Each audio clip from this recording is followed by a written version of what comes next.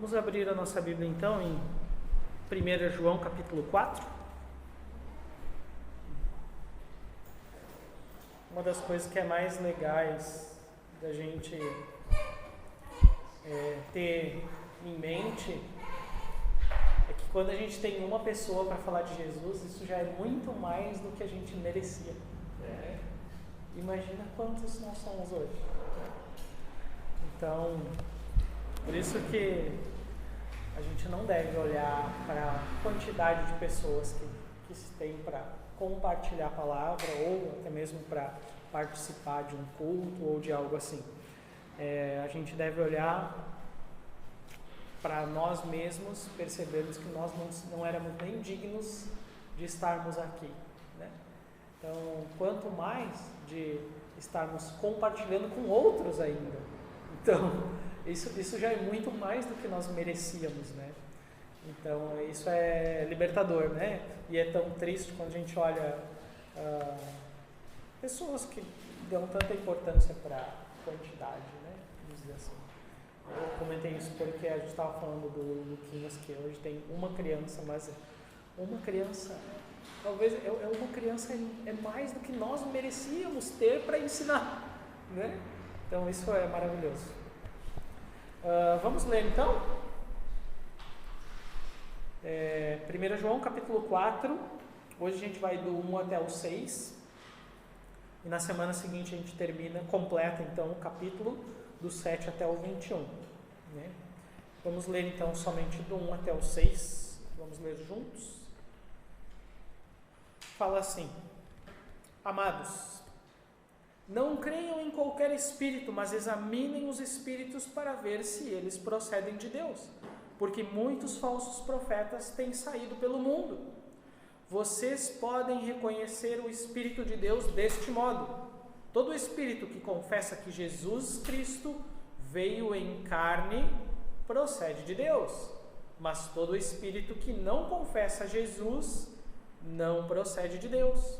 Este é o espírito do anticristo, acerca do qual vocês ouviram que está vindo e agora já está no mundo.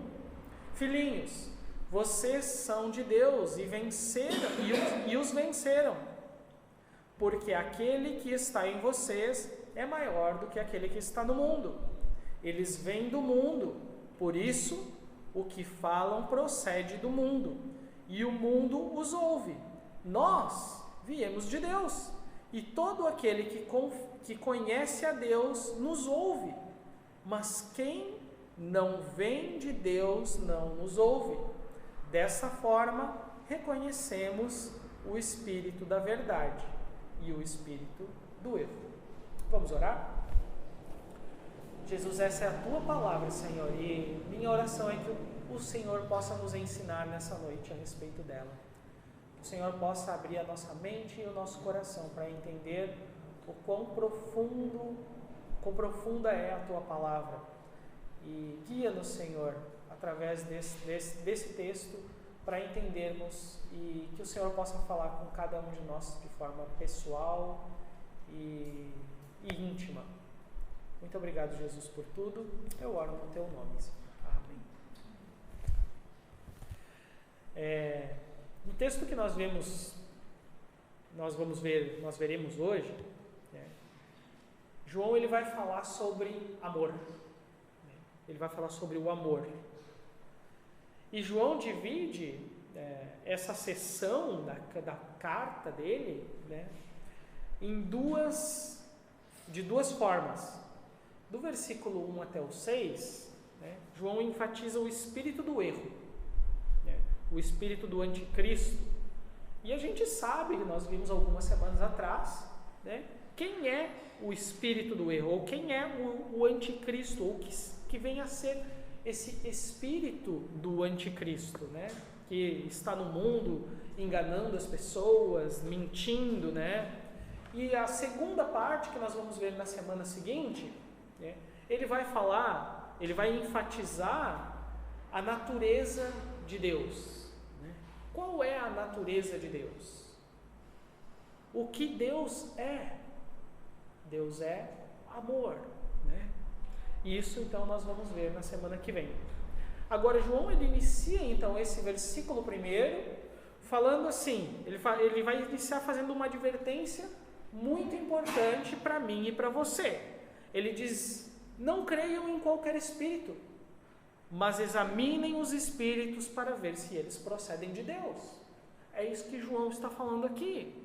E não é difícil, olhando para o país em que nós vivemos, não é difícil, né? Não é difícil olhando para o país que nós vivemos, onde as pessoas falam muito de espiritualidade, elas falam de muitas coisas espirituais, onde se divulga muito naturalmente qualquer tipo de religião.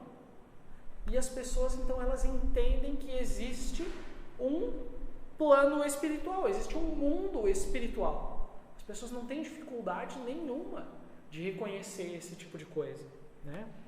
As pessoas sabem que existe algo além do que os olhos delas podem enxergar. E por mais incrível que pareça, nos tempos em que João está escrevendo essa carta, a coisa não era muito diferente de hoje. As pessoas também sabiam. E João, ciente disso, de que as pessoas entendiam que existia um plano espiritual, um mundo espiritual, ele escreve: não creiam em qualquer espírito, não creiam em qualquer coisa que apresentem para vocês. Não creiam nisso. Né? João está dizendo que não é porque uma manifestação espiritual está acontecendo, significa que ela seja de Deus, significa que ela venha da parte de Deus. Ele está dizendo justamente o contrário. Ele está dizendo, prestem atenção, verifiquem se isso é realmente algo que está vindo de Deus. É isso que ele está fazendo aqui. Né? E aí ele diz assim, não creiam em qualquer espírito. Ele faz uma advertência aos cristãos, e aí ele continua dizendo, mas examinem os espíritos para ver se eles procedem de Deus. Isso que ele escreve aqui nesse capítulo 1. E como é que nós examinamos um espírito para ver se ele procede de Deus? Essa é a grande pergunta que nós devemos fazer para o texto. A resposta para essa pergunta está literalmente nas nossas mãos. A palavra de Deus. Está na palavra de Deus a resposta para essa pergunta. Né?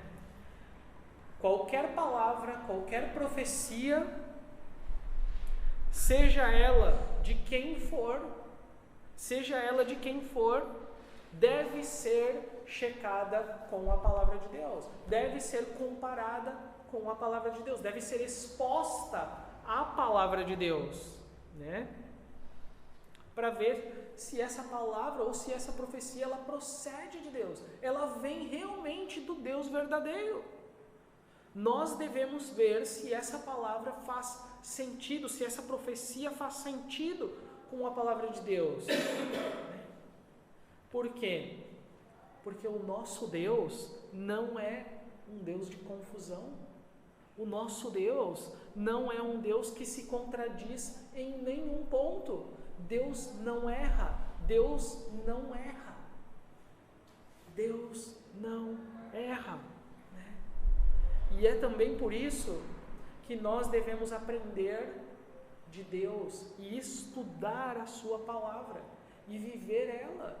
E é maravilhoso quando você pode se reunir aqui nas quintas-feiras para estudar sobre fé. É maravilhoso, por quê? Porque nós vamos fundamentando os nossos pés naquilo que é verdadeiro.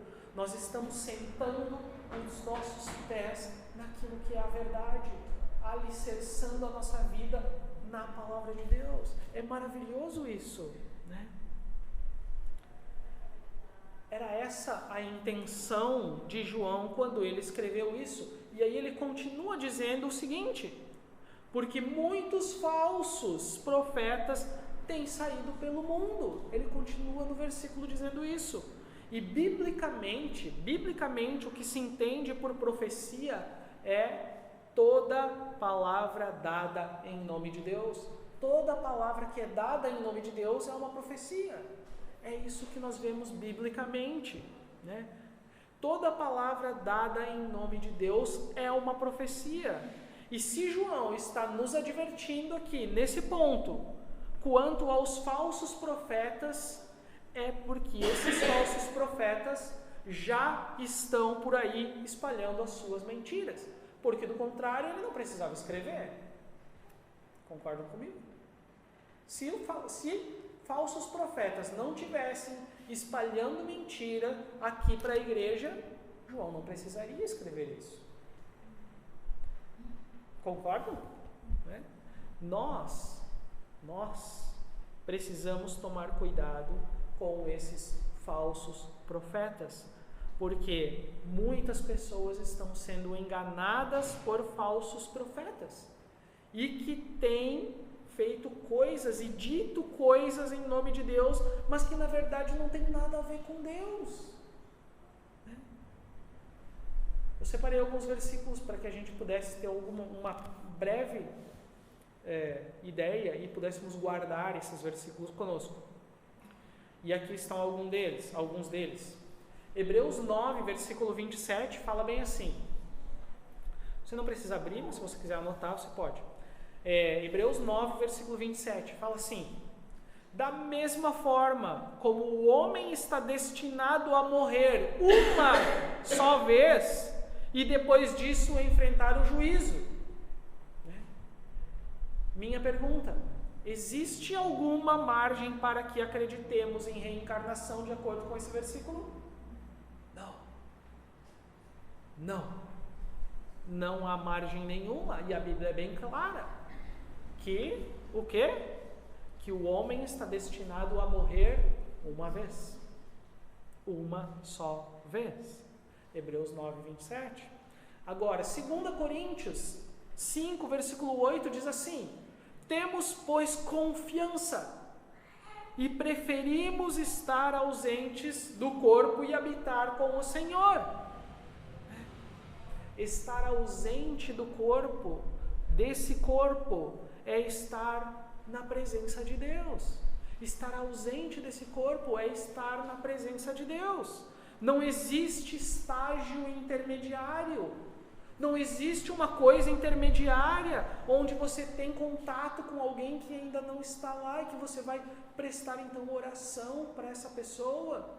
Nós vamos interceder para que ela possa então estar com Deus. Nós vamos então oferecer, qualquer tipo de coisa para que um morto, vamos fazer orações, vamos interceder por ele. Não há margem para isso, né? Não existe limbo, não existe. Não existe nada que diga que se tem a necessidade de pagar os pecados antes de ir para o céu. Não, já era, acabou, morreu, partiu, vai estar com o Senhor. Ou não? E aí aqui, um outro versículo que nos traz uma advertência para todos nós cristãos. Oséias, capítulo 4, versículo 6. Oséias escreve e ele diz para o povo assim: o meu povo foi destruído por falta de conhecimento. Por falta de conhecimento de quem? Do Senhor. O povo se desviou por causa de falta de conhecimento do próprio Deus a quem eles serviam, né? Quando nós desconhecemos a palavra de Deus, nós ficamos vulneráveis às mentiras de Satanás. Nós ficamos vulneráveis, né, às mentiras de Satanás. Quando nós estamos enfraquecidos na fé, é muito fácil de acreditar em mentiras. É fácil de acreditar nas mentiras, né? Há pessoas que dizem assim, estão tão fracas na fé que elas começam assim: tudo está contra mim. Tudo está contra mim. As pessoas, né, que são, as palavras que são ditas, não as pessoas, mas as palavras que são ditas, eu tomo sempre como pessoais, é sempre uma indireta para mim, né? Nenhuma verdade pode ser dita para uma pessoa assim. Outra mentira que alguém fraco na fé sempre diz: ninguém me ama. Ninguém me ama. ninguém me ama, ninguém tem pena de mim, todo mundo parece estar contra mim. Típicas frases de pessoas, de cristãos que estão fracos na fé. Porque de repente nós passamos a acreditar em tantas mentiras. Por quê? Por que será? Por que de repente, de uma hora para outra, nós passamos a acreditar em tantas mentiras? Porque nós estamos fracos na fé. Porque nós estamos deixando a palavra de Deus de lado. Nós somos desconhecedores da palavra de Deus. E por que eu estou falando isso? Porque não importa o que nós venhamos a sentir, Deus não deixa de nos amar. Não importa se nós estejamos sentindo Deus longe ou Deus perto, Deus continua sendo o mesmo. O amor dele não muda. Ele não é inconstante como nós somos. O amor de Deus permanece o mesmo. E mesmo que nós venhamos a dizer, eu estou fraco, eu não sinto Deus, a palavra de Deus, ela continua afirmando que Deus permanece fiel. Deus permanece fiel. Mesmo que a sua mente se torne um campo de batalha contra você mesmo, você deve buscar se fortalecer na palavra de Deus. E é por isso que, se nós estivermos revestidos da palavra de Deus, a mentira de Satanás não vai ter lugar no nosso coração e nem na nossa mente. E outra coisa que nós devemos ter bastante cuidado e examinarmos o Espírito é quando alguém diz assim: Deus me falou tal coisa sobre você. Nós devemos ter cuidado com isso. Será que foi Deus mesmo que falou, ou será que foi a sua própria vontade? A gente tem que ter cuidado com isso. Porque muitas vezes nós confundimos a nossa vontade com a vontade de Deus. Nós confundimos. A primeira coisa a se fazer nesse caso é confrontar essa voz de Deus com a própria palavra dele. Algumas vezes pessoas chegaram para mim e disseram assim: Deus está me dando um trabalho novo. Eu, glória a Deus, irmão. Só que, pastor, olha só, não vou conseguir mais vir na igreja domingo de manhã. Eu, irmão, e o que vai acontecer contigo? Mas é que Deus está me abrindo essa porta. Sim, está te abrindo uma porta para se desviar? Não, que isso? A primeira coisa a se fazer quando nós recebemos uma palavra de alguém dizendo Deus me falou algo a seu respeito, é colocar essa palavra do lado da palavra de Deus e ver se essas coisas são verdades. Se a palavra de Deus confirmar, existe aí uma grande chance daquilo que essa pessoa falou estar realmente dentro da vontade de Deus. Mas também tem um outro caso. Quando alguém vem até você e diz assim: Deus me mandou te dizer uma coisa. Adilson, Deus me mandou te falar algo. E isso se confirma. E aí eu falo com o Paulo, e o Paulo diz: senti a mesma coisa. Ele fala com o Raul, e o Raul: cara, eu estava orando e eu vi tal coisa. Então essa é uma coisa muito legal, porque é o mesmo Espírito que está dentro de mim, é o mesmo Espírito que está em você, que está no Paulo e que está no Raul. E Deus falou com você, e falou comigo, e com o Paulo e com o Raul, confirmando também. Isso é uma coisa maravilhosa. É uma coisa muito maravilhosa de Deus. É uma coisa sobrenatural. Isso é muito lindo. Então isso é muito legal. Deus usa profecias dessa forma para confirmar os passos que nós devemos dar.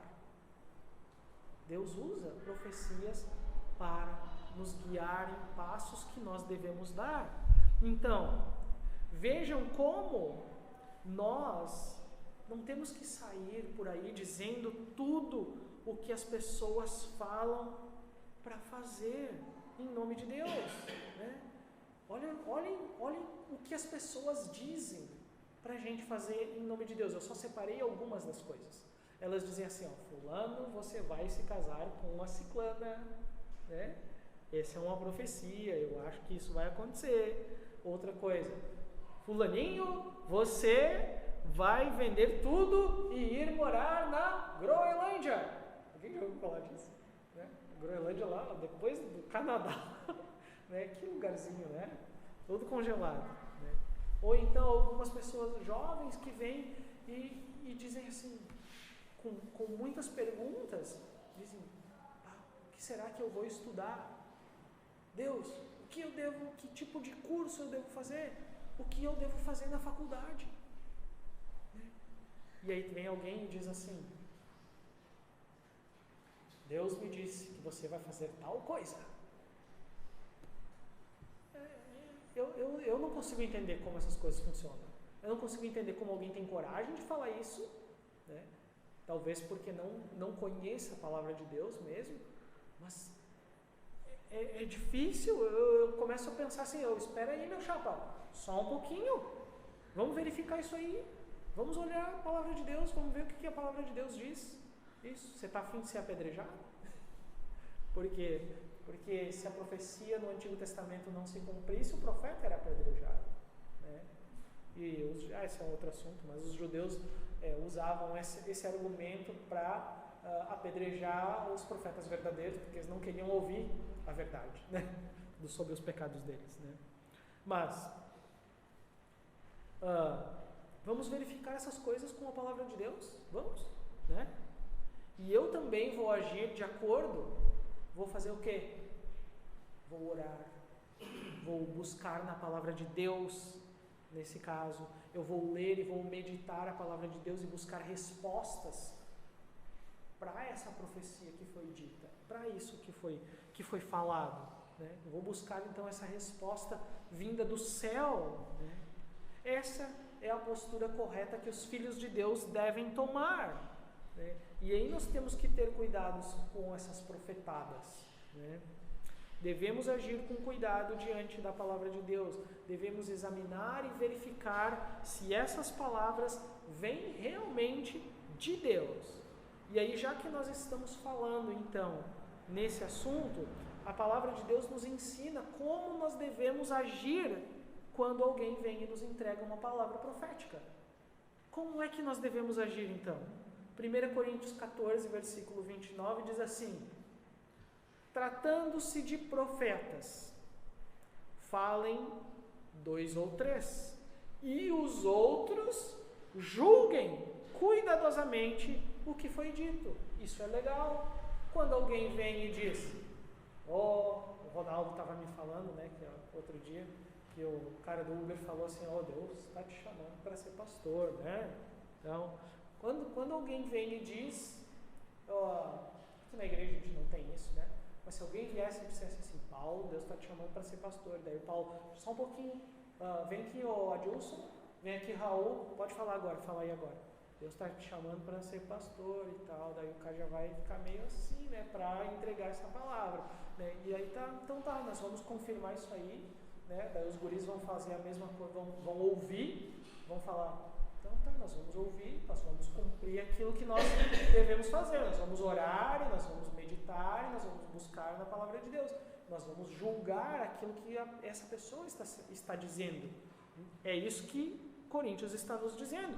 Julguem cuidadosamente o que foi dito, analisem cuidadosamente o que foi dito, confrontem essa palavra com a palavra de Deus, essa profecia com a palavra de Deus, né? Mas também nós não devemos julgar essas profecias, essas coisas que são ditas de qualquer forma. O que nós devemos fazer? Lá em 1 Tessalonicenses 5, versículo 20 e 21, fala assim: não tratem com desprezo as profecias, mas ponham à prova todas as coisas e fiquem com o que é bom. Deus, ao mesmo tempo em que nos diz, julguem as profecias, Ele também nos diz, cuidem com o que é dito e retenham o que é bom. Fiquem com o que é bom para vocês. O que não é, descartem, né? Vocês sabem que muitas vezes as palavras, as pessoas usam a palavra de Deus para colocar medo, colocar peso, julgo nos outros. Mas esse não é o coração de Deus, não é isso que Deus quer, né? Você não precisa concordar com tudo o que é dito em uma pregação, né?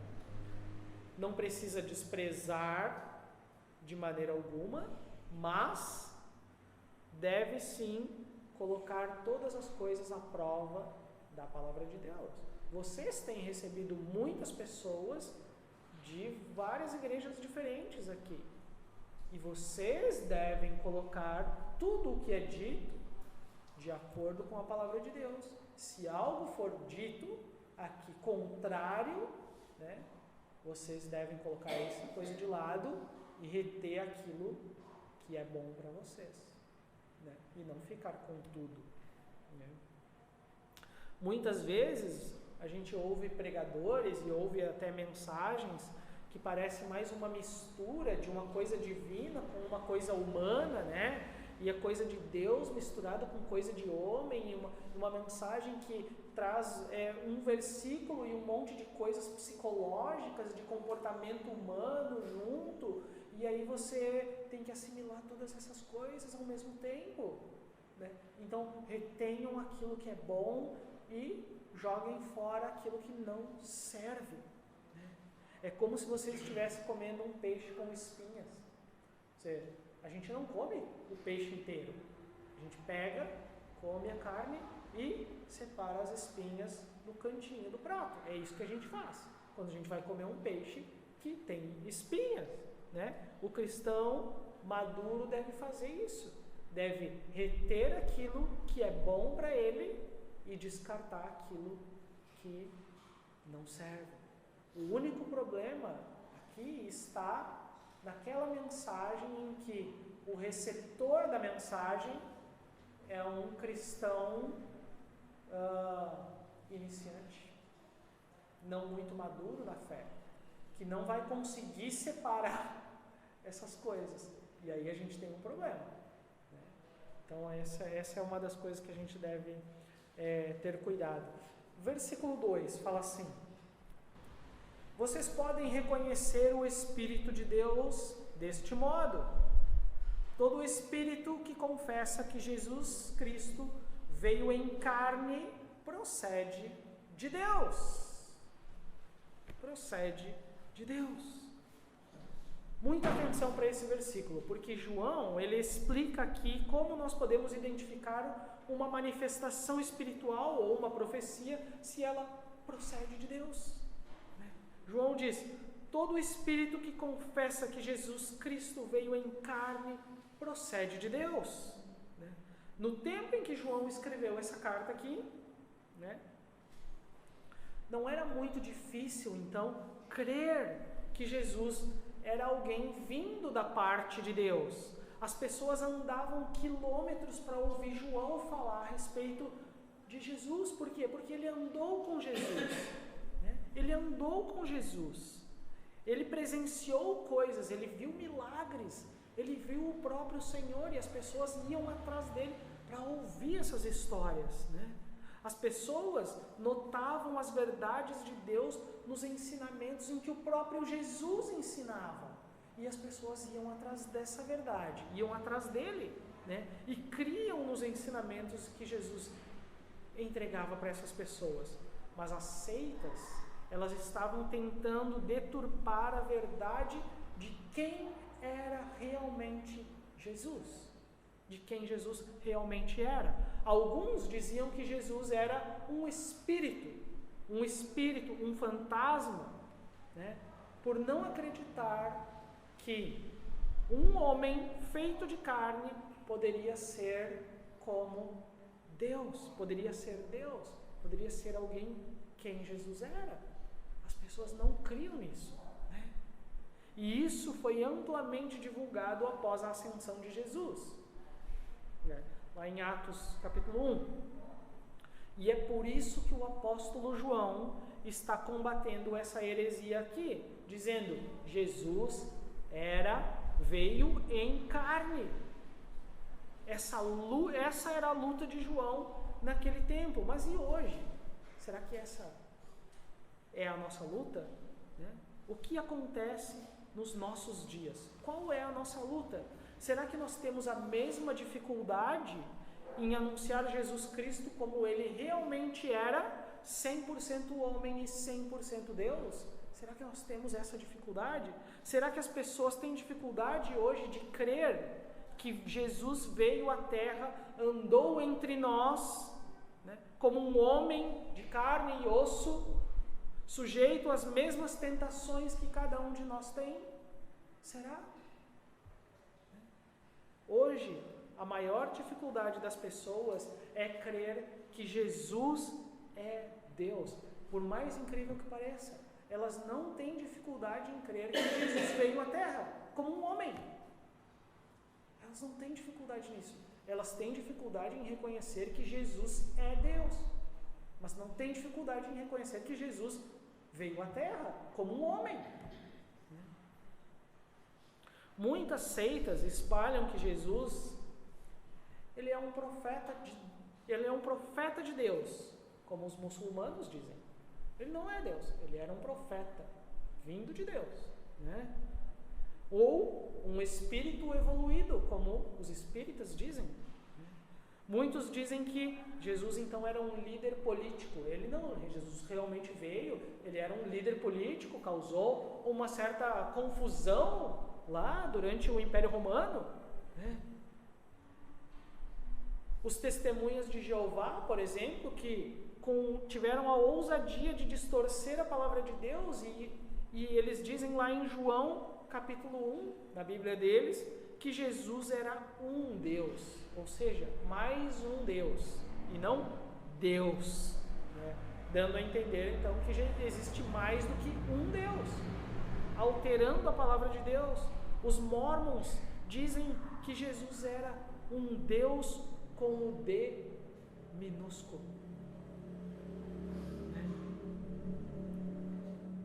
Mas que cada um de nós também pode ser ou se tornar um Deus, um pequeno Deus.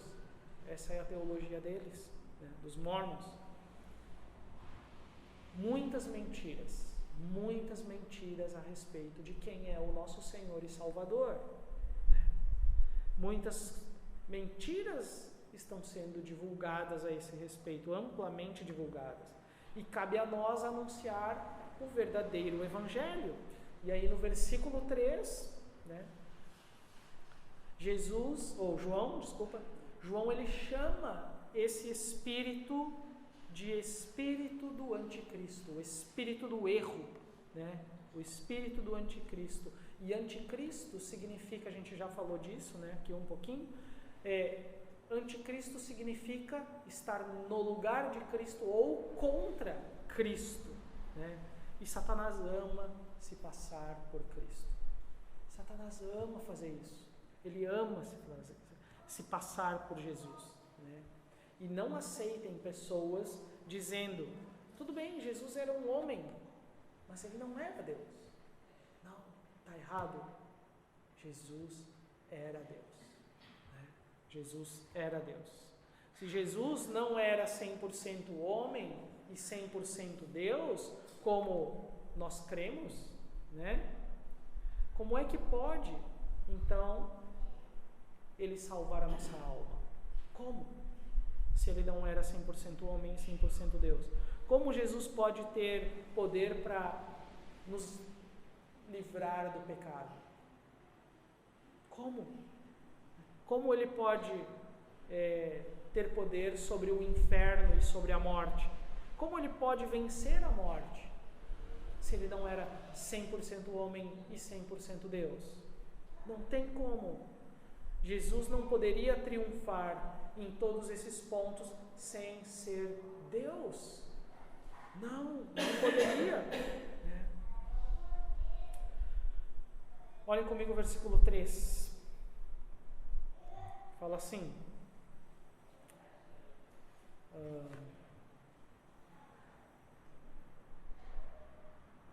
mas todo o espírito que não confessa Jesus não procede de Deus.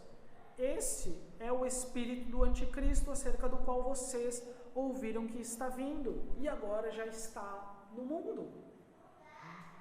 Embora nós saibamos que o espírito do anticristo já esteja atuando por aí, né, através das seitas, através de religiões, através de pessoas, né, nós também sabemos que o fim dele está próximo. Nós sabemos que o fim dele está chegando. Deus sabe qual é o destino de Satanás, mas Satanás quer fazer o quê? Quer arrastar o maior número de pessoas com ele possível. E é por isso que ele mente. É por isso que ele mente. Né? Satanás é um inimigo derrotado. E ele vai fazer de tudo para levar o maior número de pessoas com ele. É por isso que nós temos a palavra de Deus. E nessa palavra que nós nos fortalecemos. É nessa palavra que nós colocamos os nossos pés firmes. É nessa palavra que nós entregamos a nossa vida, que nós tomamos ela para guiar a nossa vida. Né? Olhem comigo o versículo 4, e a gente vai se encaminhando para o final. Fala assim: filhinhos, vocês são de Deus e os venceram, porque aquele que está em vocês, é maior do que aquele que está no mundo. O fato de nós sermos filhos de Deus significa que nós temos o Espírito Santo de Deus habitando em cada um de nós. Né? E nós podemos então ser guiados pelo Espírito Santo. Através desse Espírito que nós podemos reconhecer se aquele Espírito vem de Deus ou não vem de Deus. Né? Se uma profecia ela é de Deus ou ela não é de Deus. Se está de acordo com a palavra de Deus ou não está de acordo com a palavra de Deus. Né? Nós temos algo dentro de nós que nos instrui, que nos guia. E isso o que nos instrui e nos guia é o Espírito Santo. Nós estamos do lado de Deus, do seu Filho, né? E do lado que venceu. E então nós vencemos esse espírito do erro. Nós não temos que ter medo, nós não temos que temer. Nós somos de Deus e estamos do lado certo. Né? E somente essas palavras de João, elas já deveriam nos confortar. Né? Porque ao olhar para o mundo, e nós olhamos toda hora, nós vemos que Satanás, ele está destruindo a vida das pessoas, enganando elas. Mas os filhos de Deus, eles estão protegidos debaixo dos braços de Jesus, debaixo das asas do Pai. Né? E nós devemos ser confrontados por saber que nós somos, ser confortados e não confrontados. Ser confortados por saber que nós somos selados, nós temos um carimbo, e o Espírito Santo é esse carimbo dentro de nós. Né?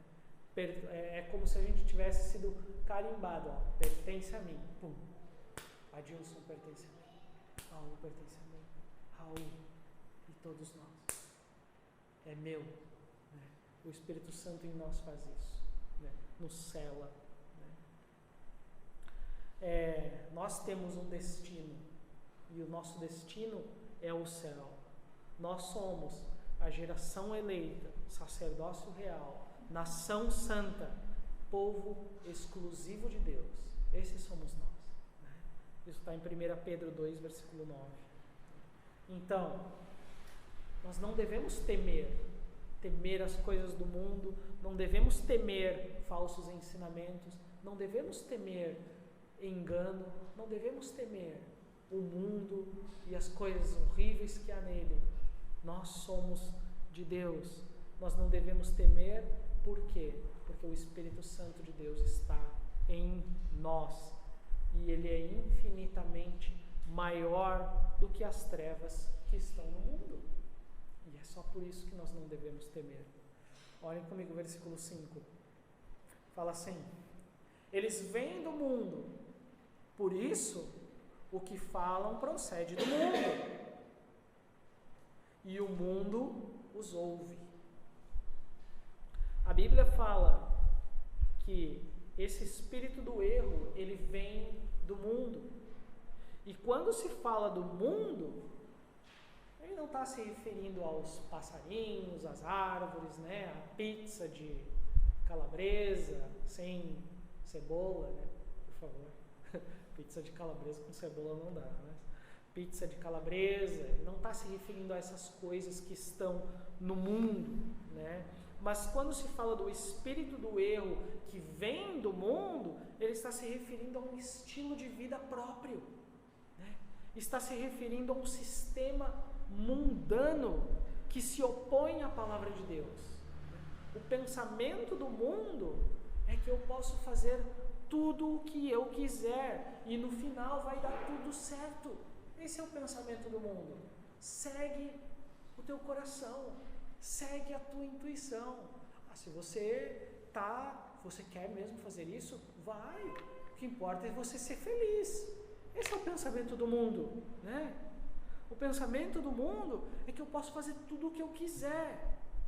Esse é o espírito da mentira. Esse é o espírito do erro, né? E muitos acreditam exatamente nisso.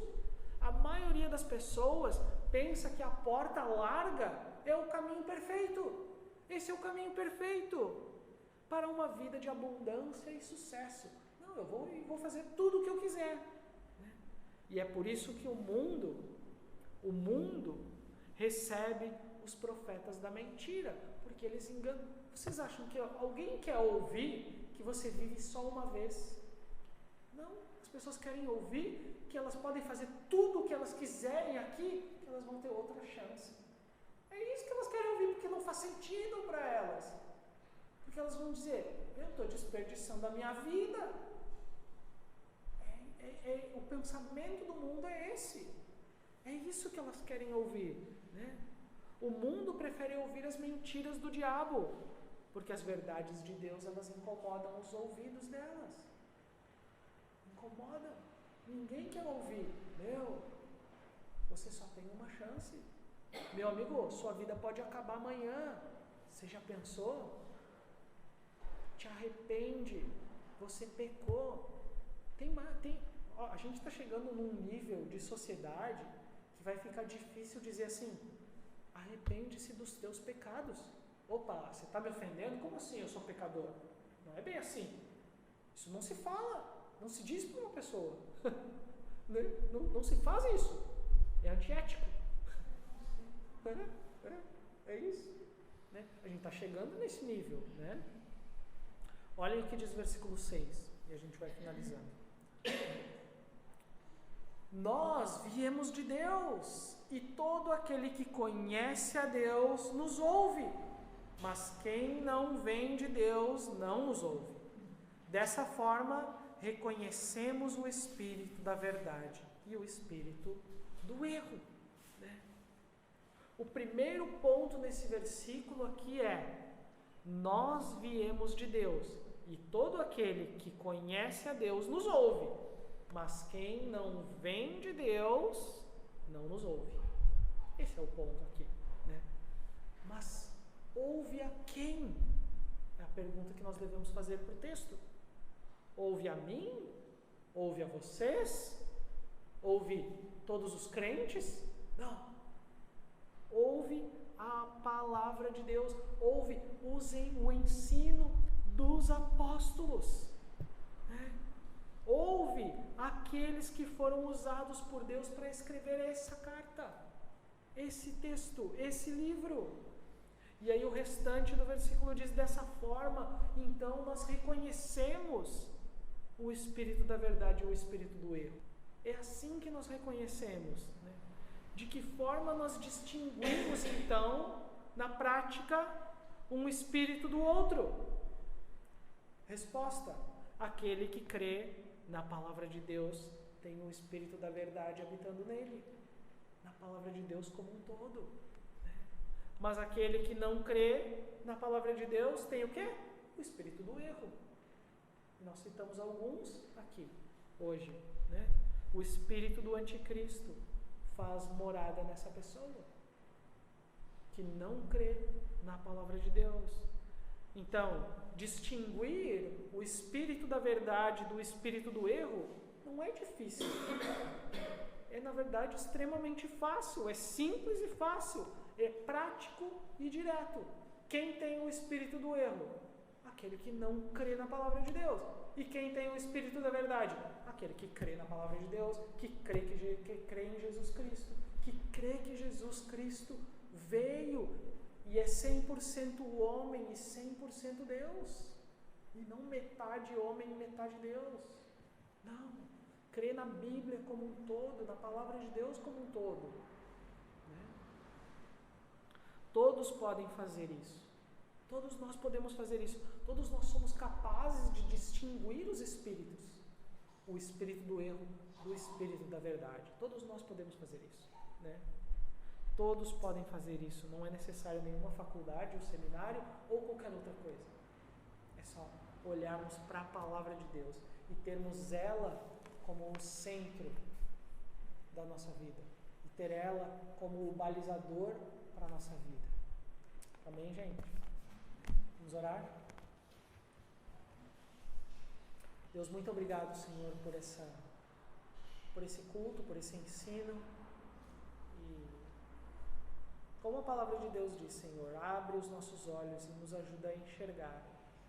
Nós possamos ser cristãos maduros a ponto de conseguir distinguir, Senhor, a Tua palavra, aquilo que é bom e aquilo que não é tão bom assim, aquilo que nós devemos tomar para nós e aquilo que nós devemos descartar, Senhor. Muito obrigado, Senhor, por essa noite. Eu peço e oro que o Senhor abençoe a cada um aqui, que nós possamos realmente, ao ir para casa, meditarmos na Tua palavra, conseguirmos reconhecer as atitudes e outras pessoas, e conseguimos reconhecer também esse Espírito da verdade que está em nós e habita em nós, Senhor. Muito obrigado pelo Teu Espírito Santo nos guiando, nos instruindo e nos renovando, nos fortalecendo e cuidando de cada um de nós, Senhor. Continua a guiar as nossas vidas, Senhor, porque nós não queremos guiar as nossas próprias vidas. Queremos que o Senhor nos instrua e nos guie. Em nome de Jesus. Amém.